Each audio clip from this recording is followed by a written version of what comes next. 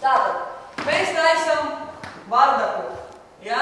Būs kustības, kuras mēs mācīsimies vienādas, būs arī jūsu improvizācija. Ja? Es paskaidrošu, apmēram pateikšu, kurā vietā, apmēram kā, bet